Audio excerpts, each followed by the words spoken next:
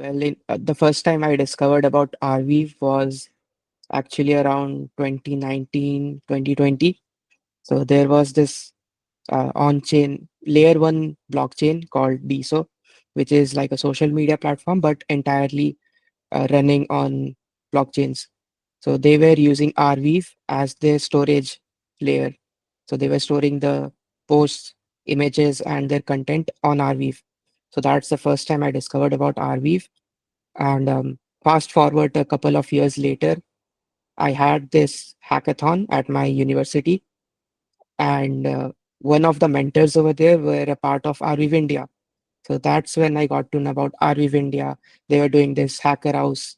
I participated in that, built better idea, and won the grand prize over there. And ever since then, I've been building in the ecosystem.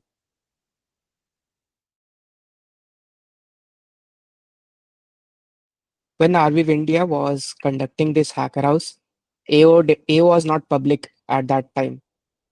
So the and when we were participating in the hackathon, I had a friend, and we were figuring out how to deploy smart contracts on Arweave. Back then, the smart contracts were called smart weave contracts, and they used to run on JavaScript.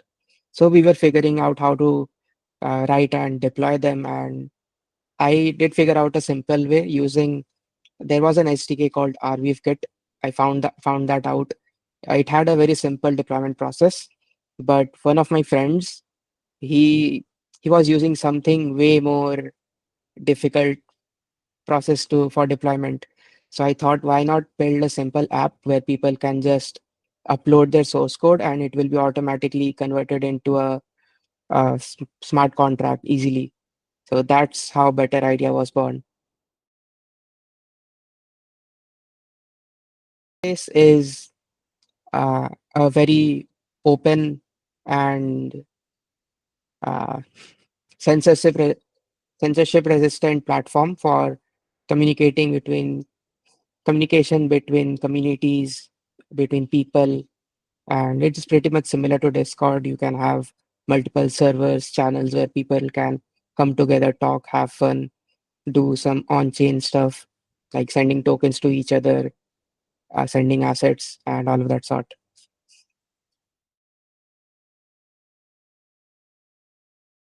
Started building out Subspace. I wanted it to be like an application that people don't know that it is actually a Web3 application or it is using some blockchain in the backend. Because I wanted regular users who want some kind of alternative platform for Discord or Telegram or whatever communication app that they are using. And I've seen this pretty common trope among people that they sometimes, if they are not very much into Web3, they do not want to use applications that are very Web3 oriented because their own product is maybe it is more related to Web2. So I wanted a platform where even if it's using Web3 and Arweave in the backend, the user should not be aware of that, and it should feel very similar as a Web2 app with a Web3 backend.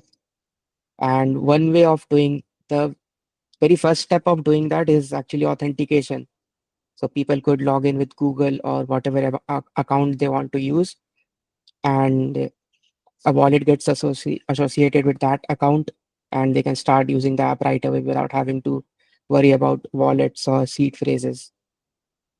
And surprisingly, at the same time, Wander Connect was released.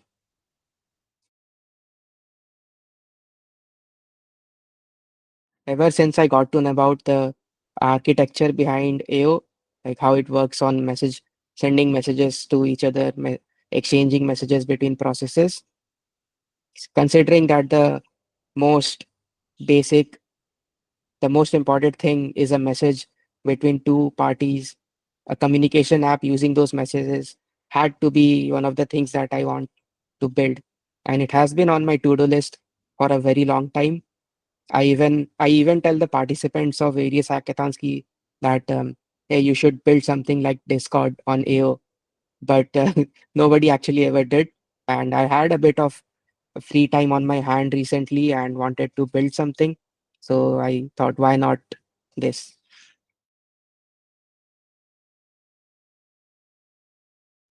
Normally, this would be a very technical explanation, but to simplify in simple terms, uh, there are four types of processes. One is the main subspace process that any developer or any user would send messages to in order to interact with the subspace protocol. Every server that a user creates is a process, and they send the messages to that server process in order to communicate with other people. Every user also get their own process, which actually handles their direct messages and whatever things that are related to their profiles. And there is like a very uh, closely combined mesh of all of these processes, and they communicate with each other to make Subspace work.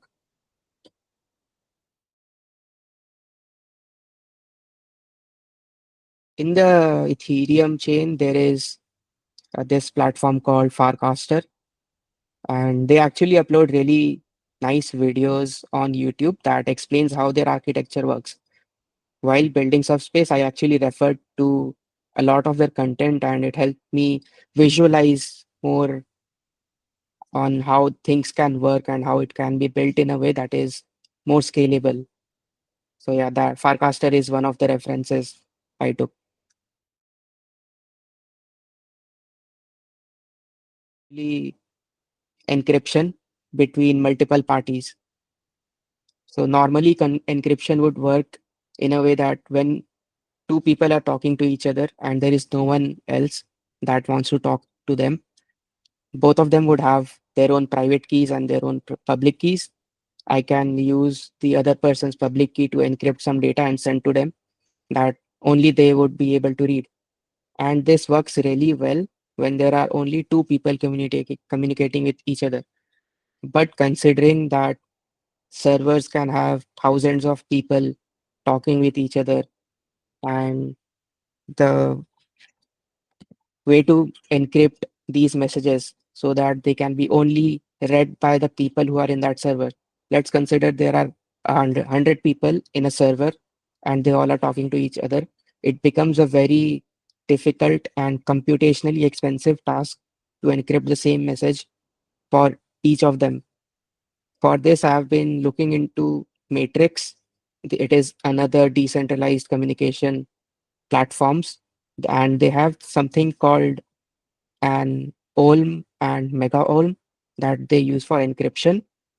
I looked into how it works, but due to the architecture differences and how Matrix wants to work and how I want Subspace to work, since that is a bit different, I'm not sure if it will be fully compatible with how I want to build Subspace. So actually, encryption for servers has been a difficult task. DMs are very simple to encrypt because you just have one-on-one conversations. But encryption for servers is a difficult task. To be a very extensive and open platform, just like imagine something like Lego. You can just fit things together and build something, and it just works. So I want it to be something like that. We are under the process of developing an SDK that would allow any developer to integrate Subspace with their application or build something on top of Subspace. So let's say we have the main Subspace application right now on subspace.ar.io. But if somebody does not like that one, they can create their own client-side application that is using the Subspace protocol and implement their own messaging, uh, whatever front-end UI that they want.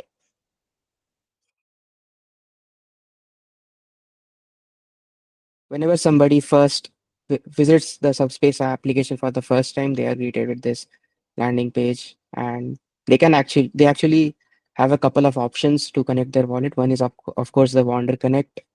I usually use the extension to authenticate because that's more straightforward for me at least. Once you get to the application page, initially you would have zero servers if you have not used this before or have not joined anything.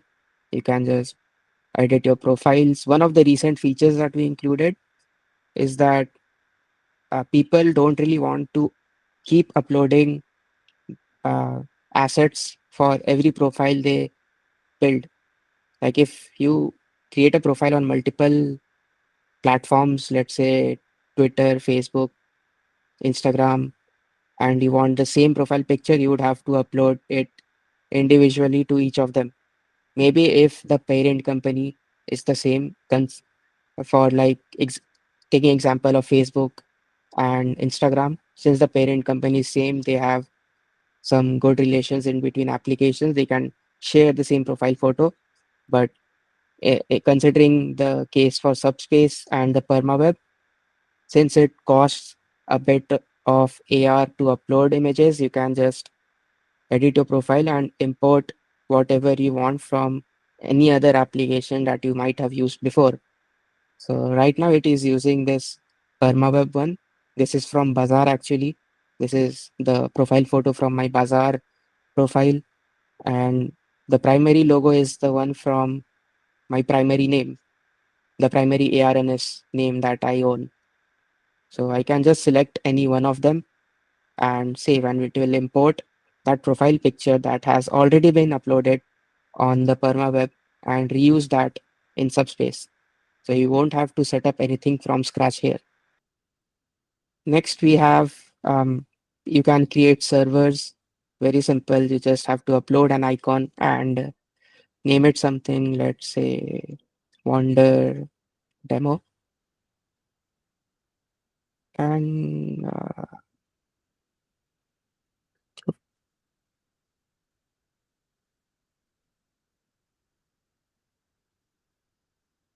okay, you get some default channels. I can see the general chat here. I send a GM. It sends a message to the server process, and now you can see that over here. The time delay between every message is almost instantaneous. And if you were to join the same server here and send a message, I would be able to see that message almost instantaneously. Integrate Turbo for anyone who wants to upload anything less than 100 KB.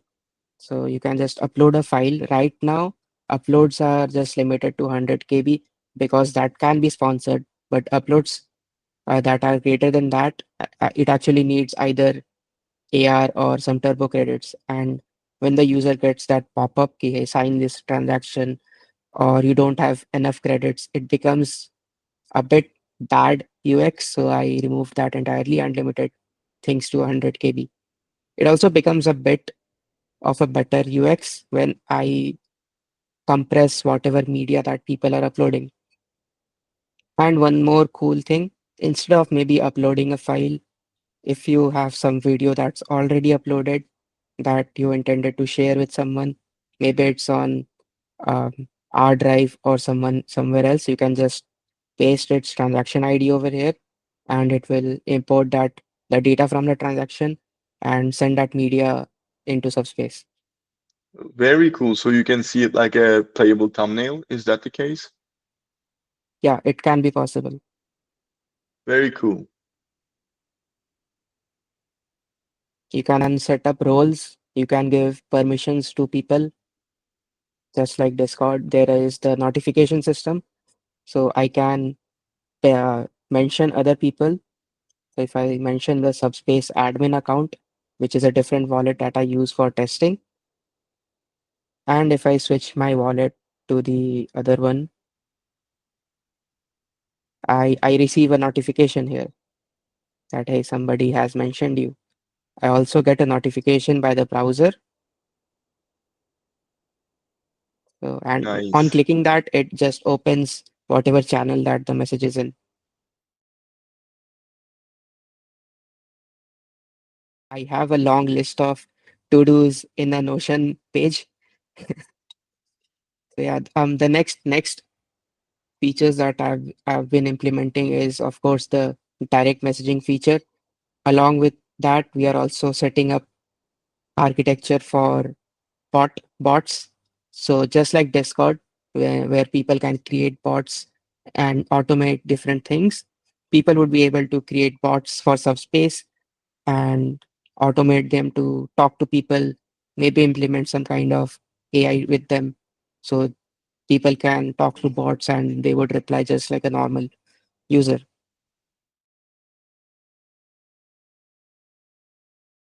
My web ecosystem, there are a bunch of applications, protocols, um, user apps that are working fully in a decentralized manner on chain on top of AO. But many of them still use traditional communication systems like Discord, Telegram, some other group chats. And so it's kind of a good thing to have that if your protocol is totally on chain, decentralized, why not the communication around your application? And a few products like Velocity, we have AO Lotto, even Wander created a Subspace server a while back. So many applications are slowly starting to create their perma web presence for communities on chain, on Subspace.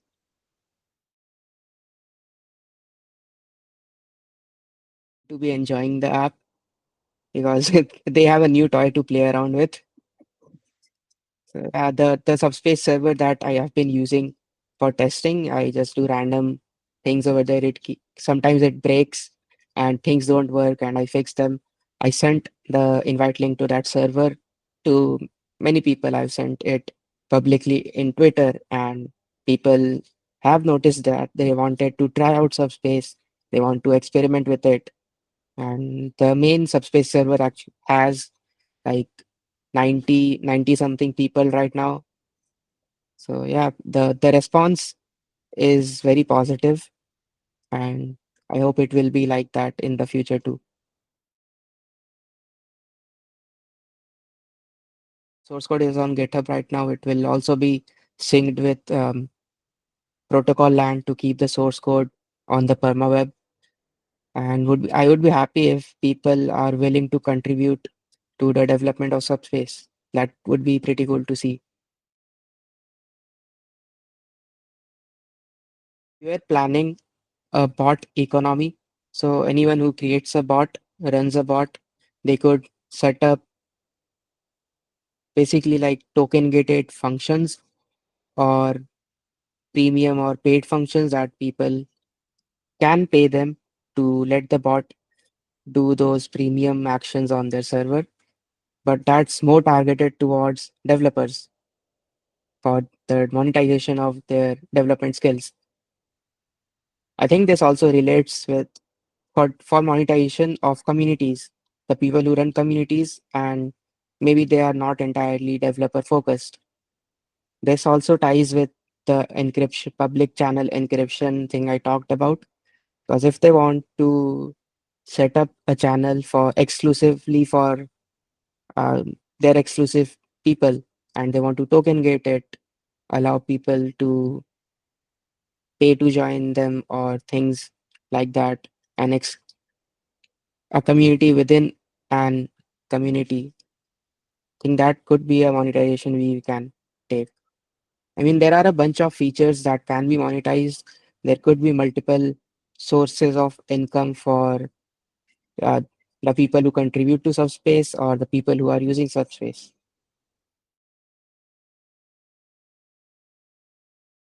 Interesting question. Well, from my experience that I've seen over the past decade, like I started using Discord right around the time it launched, around 2015, 2016. And what I've experienced, not just with Discord, but with many applications, not just communication applications, but in general, any product, various products, is that once they start growing, scaling up, and becoming proper, like well-defined organizations with a well-defined structure and a stable revenue source, something like an maybe like an MNC. These companies or organizations, they slowly become evil, kinda evil, and they transition into something that they did not originally used to be. I mean, their morals and ethics, they shift gradually, and the users also, they sooner or later realize this. Uh, and yeah, sometimes they are angry with the company, or sometimes they just, mostly they straight up don't care. But at the back of their mind, it's still there somewhere that the morals and ethics of this XYZ company, that whose application I'm using, it's not what it used to be and might not be the same in the future too. But in the case of Subspace and its underlying protocol, since it's built on a very strong foundation, and most a bunch of majority of it is open and very well maintained. I guess it's a bit more difficult, if not impossible, to stay safe from this moral transition that traditional companies experience. And I think that would uh, bring in a lot more users who care more about what data they share, or in general, what applications that they use.